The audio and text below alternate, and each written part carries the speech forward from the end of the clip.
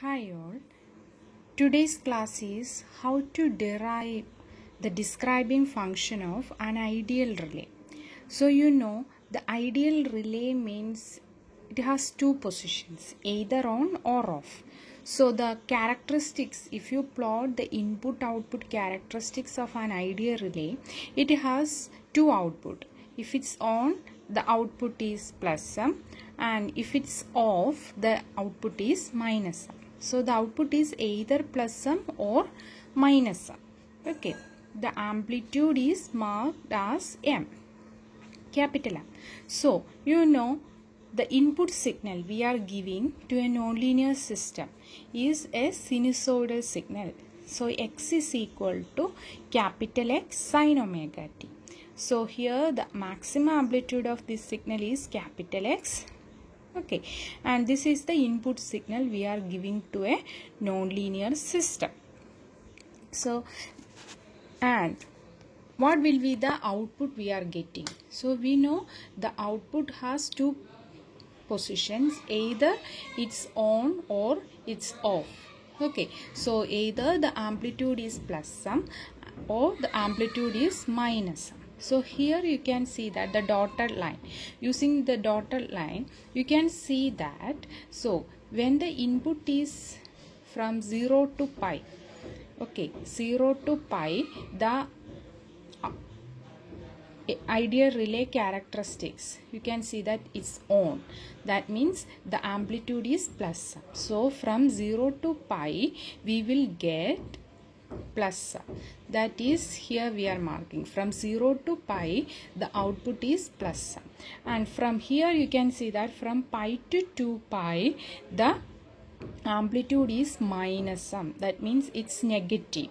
Okay, so here from pi to 2 pi the output is minus. Okay, so it's very simple. You have to just study when the input is positive the output is plus sum, and when the input is negative the output is minus sum. So either plus sum or minus sum. So if we write the output equation, y from 0 to pi the output is M, and from pi to 2 pi the output is minus. Okay, so that is M for 0 to pi and minus M for pi to 2 pi.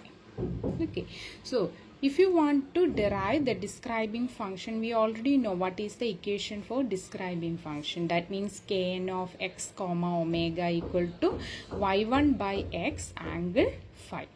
Okay, so y1 equal to root of a1 square plus b1 square.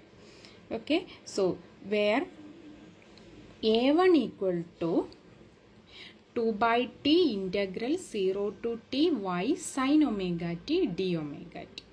Okay, these things we are already covered in previous lectures. That's why I am not explaining here. Okay, so y sin omega t d omega t.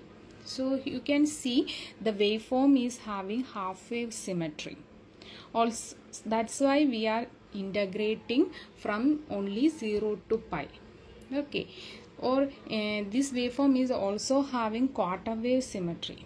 Okay, either you can integrate from 0 to pi by 2 and or you can integrate from 0 to pi. In both case the answer will be the same.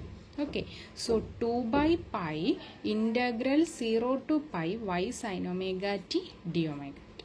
So 2 by pi integral 0 to pi, what is the output? From 0 to pi the output is plus sum.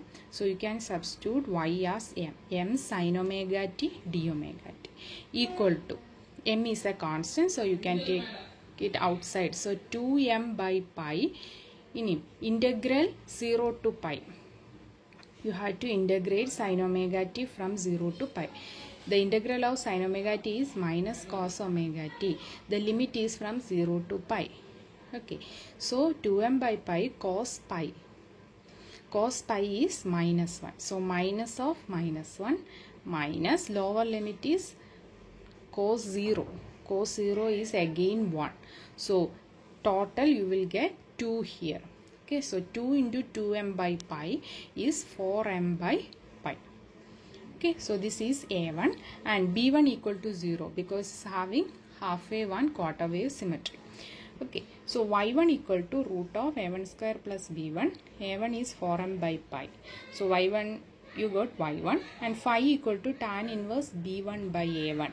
b1 is 0, so phi equal to 0. So you can write kn equal to y1 by x, right? y1 is 4m by pi. 4m by pi by x. So 4m by pi x, angle 0. This is the describing function of an ideal relay. Okay. Thank you all.